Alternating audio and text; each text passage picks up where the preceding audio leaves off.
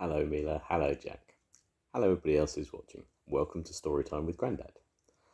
Today's book is from Pingu and it's Pingu Looks After the Egg.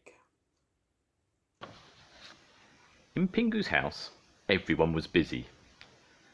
Dad was watching the clothes in the washing machine go round and round. He was in charge of the washing today. Pingu was reading his favourite comic. It was full of lots of exciting pictures and stories. Mum had laid an egg and was sitting on it to keep it warm. As she sat there, she knitted away. Clickety-clack went her knitting needles. At last, the washing machine stopped.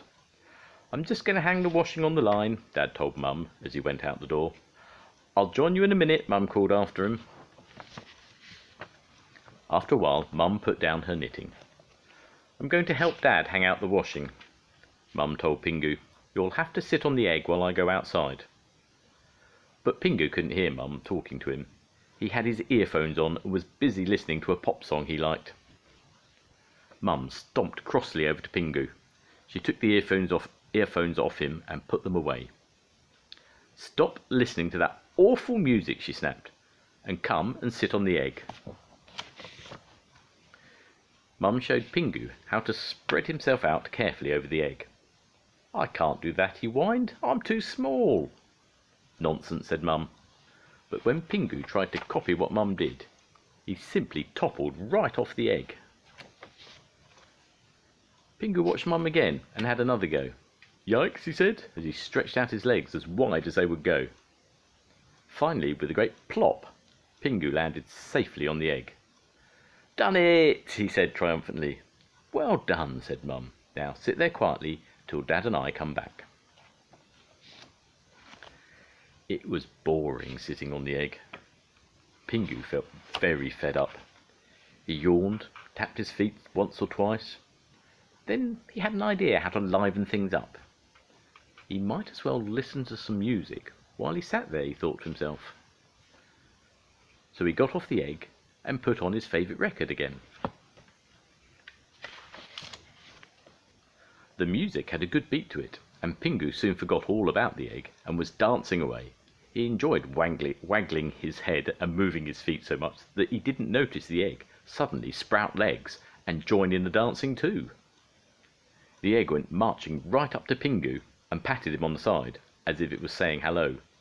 Pingu couldn't believe his eyes.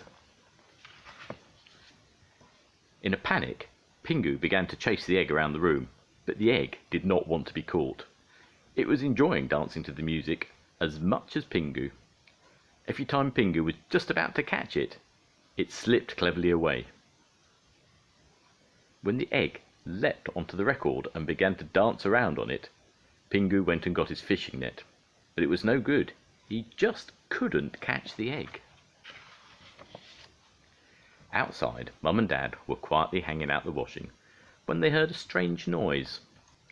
Looking at the igloo, they saw that something inside was being hurled against the roof over and over again. "What on earth is going on?" shouted Dad. Inside the igloo, Pingu was having the time of his life. He'd given up trying to catch the egg, and now he and the egg were playing together. The egg was catapulting Pingu right up to the ceiling. The egg was soon off again. This time, it decided to head for the washing machine. Pingu stopped it from going in just in time. Then, to Pingu's horror, the egg marched out of the door. Pingu rushed ahead of it and began to guide it back to the igloo. Mum and Dad watched in alarm. Mum started to scream and Dad charged furiously back towards the igloo. But now Pingu was tired of playing with the egg and desperately wanted to catch it before Mum and Dad came in.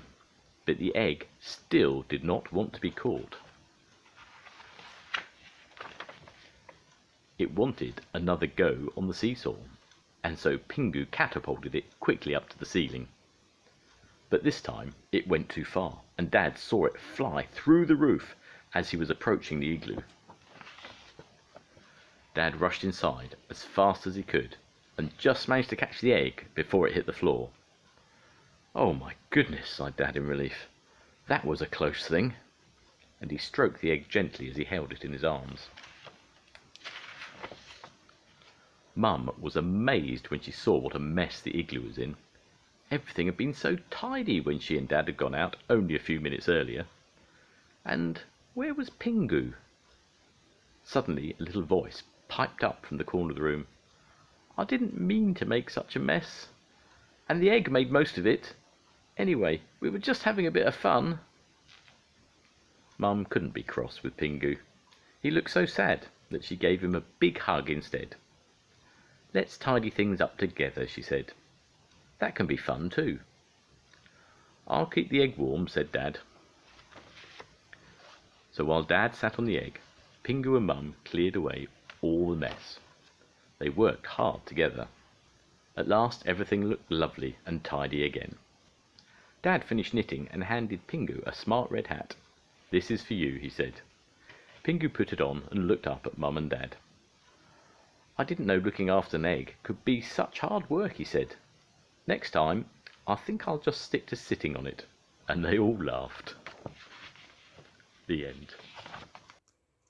Goodbye, Mila. Goodbye, Jack. I'll see you soon. Goodbye, everyone. Bye.